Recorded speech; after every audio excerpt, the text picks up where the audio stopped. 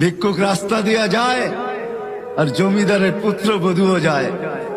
একজন সামনের থেকে আসতেছে, একজন সামনের দিকে যাইতেছে। দুইজনের ক্রসিং এর সময় ভিক্ষুকের গায়ের কাদা জমিদারের পুত্রবধূর গায়ে লেগে গেছে। সে দুনিয়া আন্ধার করে ফেলছে, স্বামীকে ডাইকা নিয়ে আসছে, বলছে ভিক্ষুক আমার কাপড় নষ্ট করে দিছে। সে শুধু ভিক্ষুক ছিল না, বৃদ্ধ ছিল। বৃদ্ধ ছিল না শুধু, জীর্ণ ছিল, শীর্ণ ছিল।